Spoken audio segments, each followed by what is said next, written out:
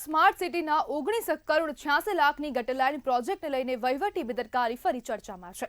ખોડિયારનગરથી પાંજરાપોળ સુધીના પ્રોજેક્ટમાં ટેન્ડર પહેલા ટ્રાયલ પીટ ન લેતા મહત્વપૂર્ણ યુટિલિટી લાઇનોની વિગતો અજાણી રહી, જેના કારણે સ્થાનિકોને મોટી મુશ્કેલીનો સામનો કરવો પડ્યો છે. ટ્રાયલ પીટ લેવું સામાન્ય રીતે પ્રોજેક્ટના યોગ્ય આયોજન માટે આવશ્યક માનવામાં આવે છે, જેથી અંડરગ્રાઉન્ડ લાઇનો અને સ્ટ્રક્ચર અંગે ચોકસાઈપૂર્વક માહિતી મળી શકે. પૂર્વ વિપક્ષ નેતા અમી રાવતે આ પરિસ્થિતિને ગંભીર બેદરકારી અને ભ્રષ્ટાચાર તરીકે આક્ષેપ કર્યો છે. મનપાની સ્થાયી સમિતિના અધ્યક્ષ ડોક્ટર શીતલ મિસ્ત્રીએ સ્વીકાર્યું છે કે ટ્રાયલ પીટ ટેન્ડર પહેલા લેવું આવશ્યક છે અને ભવિષ્યમાં પાણી ગટર અને વરસાદી લાઇન માટે કોમન ટ્રાયલ પીટ સિસ્ટમ અમલમાં લાવવાની જરૂર છે. આ પ્રશ્ન વડોદરા શહેરના વિકાસ અને સ્માર્ટ સિટી પ્રોજેક્ટના પારદર્શક કાર્યકાજને ફરીથી કેન્દ્રમાં લાવી રહ્યું છે અને હવે ભ્રષ્ટાચારના સૂર ફરીથી ઊભા થયા હોય. આ ગટરની જે લાઇન નાખવામાં આવી રહી છે તેની આડમાં હવે ભ્રષ્ટાચાર થતો હોય તેવું સ્પષ્ટપણે જોવા મળી રહ્યું છે, જેના સમગ્ર વિઝ્યુઅલ સામે આવ્યા છે, વિડીયો સામે આવ્યા છે અને પૂર્વ વિપક્ષના નેતા પણ હવે ભ્રષ્ટાચારના આક્ષેપ કરી રહ્યા છે. આપણી સાથે સિનિયર ટેકનોક્રેટ કોર્પોરેટર અમી રાવત જોડાઈ ગયા છે. અમીબેન, વડોદરા મનપાનો વધુ એક અનગઢ વહીવટ સામે આવ્યો છે, શું કહેશો? બેન, વાત એવી છે કે જ્યારે આ ટ્રાયલ પીટ લેવાની હોય તો કામનો એસ્ટિમેટ અને ટેન્ડર બને એ પહેલા લેવાની હોય, પણ વડોદરા મહાનગર સેવા સદનમાં ડેલિબરેટલી આ ટ્રાયલ પીટ કામના ટેન્ડર એલોકેટ થયા પછી લેવામાં આવે છે. અને આમાં તકલીફ એ થાય કે ટ્રાયલ પીટમાં પછી જો કોઈ પ્રોબ્લેમ થાય તો આખી ડિઝાઇન બદલવી પડે. એટલે હું ડેલિબરેટલી એટલી કહું છું કે આ કારણોસર પછી કોઈ એ આખી લાઈનનું વેરિએશન થાય, એ ડિઝાઇન બદલાય ને એમાં જે કોસ્ટ ઇમ્પ્લિકેશન થાય એમાં સીધો ફાયદો જે કોન્ટ્રાક્ટર હોય એને થતો હોય છે. જ્યારે વડોદરા શહેરમાં બ્રિજની ડિઝાઇનની વાત હતી ત્યારે બી ટ્રાયલ પીટ લીધા વગર લમસમ 1 કરોડ રૂપિયા સર્વિસ લાઇન ચેન્જ કરવાના મૂકેલા. ત્યારે આ બાબતે અમે પત્ર લખ્યો વિપક્ષના નેતા તરીકે. તેમ છતાં ફરી આ જે કામ આવ્યું છે એમાં ટ્રાયલ પીટ લીધા વગર એસ્ટિમેટ બનીને ટેન્ડર અપાઈ ગયું. હવે જ્યારે ટ્રાયલ પીટ લીધી તો ત્યાં સર્વિસ લાઇન્સ છે ને સર્વિસ લાઇનના લીધે જે ડ્રેનેજ લાઇન છે એને રોડની સેન્ટરમાં શિફ્ટ કરવાની વાત ચાલે છે.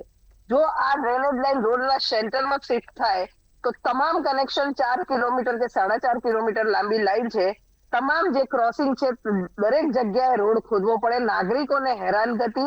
અને આ રોડ ભવિષ્યમાં જ્યારે બી રિપેરિંગ કરવું પડશે તો ફરીથી રોડ ખોદવાનો, એટલે કાયમનો એક માથાનો દુખાવો નાગરિકોના માથે કોર્પોરેશન નાખી રહ્યું છે. આ એમની ગંભીર બેદરકારી અને ઇમ્પ્રોપર પ્લાનિંગનો નમૂનો તો છે જ.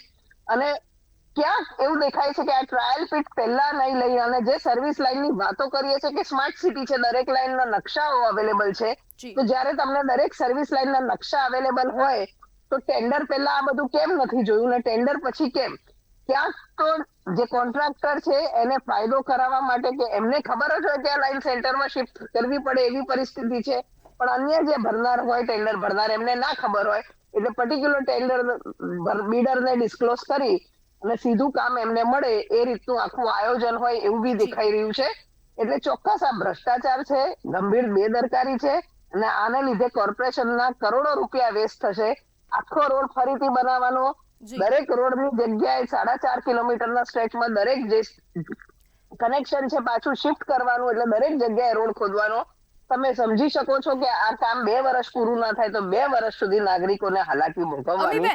અને આની જો તમે વડોદરા મહાનગરપાલિકાના સત્તાધીશો માત્ર ભ્રષ્ટાચાર જ કરી રહ્યા છે કે કામ પણ કરી રહ્યા છે? કામ તો બાય ડિફોલ્ટ તમે એલોકેટ કર્યું છે, પણ કામ કરવાની એક પદ્ધતિ હોય, એક એન્જિનિયરિંગ મિકેનિઝમ હોય. કોઈ બી ટેન્ડર બનાવો એ પહેલા એની પ્રી રિક્વિઝિટ ક્યાંથી લાઈન જશે એની ટ્રાયલ પીટ લઈ લેવાની હોય, ત્યાં કઈ સર્વિસ લાઈન છે, કેટલો રોડમાં કેટલા અવરોધ આવશે, કેટલો સમય લાગશે, આ બધું પ્લાનિંગ કરીને પ્રોપર ડાયવર્સિફિકેશન અને લોકોને હાલાકી ના થાય એ તમામ વસ્તુ ધ્યાન રાખીને કામ મૂકવાના હોય. પણ જો આટલી બધી તકલીફ પછી તમે સર્વિસ લાઈન મૂકો તો આઈ થિંક એને એડવાન્ટેજ અને એના જે કોસ્ટ ના રિપરકેશન થાય છે એ ખૂબ મોટા થતા હોય છે. જી બિલકુલ અમીબેન, જે પ્રમાણેની હવે આ ઘટનાઓ સતત વધી રહી છે જેના કારણે નાગરિકોને પણ હાલાકી પડી રહી છે, તો શું હવે વડોદરાના નાગરિકો અવાજ ઉઠાવી રહ્યા છે આ મુદ્દે? બેન, આપના મારફતે વડોદરાના નાગરિકોને બી અપીલ કરું છું, તમારા ટેક્સપેયર્સના કરોડો રૂપિયાનો આ વેડફાટ છે અને પાછા એ કામોમાં ભ્રષ્ટાચારના લીધે તમને જે હેરાનગતિ થાય છે વર્ષો વર્ષ સુધી, અનેક લોકોના ખાડામાં એક્સિડન્ટ થતા હોય છે, આવવા જવામાં ડિલે થતા હોય છે, લોકોની કમર તૂટી જાય છે ખરાબ રસ્તાથી લઈને, ને એ લોકોને અનેક પ્રોબ્લેમ્સ થતા હોય છે. એ બી જોઈને પોતાના માટે તમે ડિમાન્ડ કરો, જી પ્રોપર ડિઝાઇન્સ થાય અને પ્રોપર એડમિનિસ્ટ્રેશન થાય, એ એન્શ્યોર કરો. 30 વર્ષથી અહીંયા ભારતીય જનતા પાર્ટીનું શાસન છે અને 30 વર્ષથી આંખ બંધ કરીને જેમના પર વિશ્વાસ કર્યો છે, જી એમને બરોડા શહેરને કઈ પરિસ્થિતિમાં પહોંચાડ્યું છે. જે શહેર નંબર 1 હતું પ્લાનિંગમાં સમગ્ર વિશ્વમાં, લોકો વડોદરાની વાત કરતા હતા અને આખા ભારત દેશમાં જી મોસ્ટ પ્લાન સર જી સયાજીરાવ ગાયકવાડ વિશ્વના 13મા સ્વપ્નદ્રષ્ટા કહેવાતા હતા અને જી એમને જે રીતનું આયોજન કરેલું છે 100 જી વર્ષ બિલકુલ પછી બી અમીબેન. અમુક આયોજન પર્યાપ્ત છે.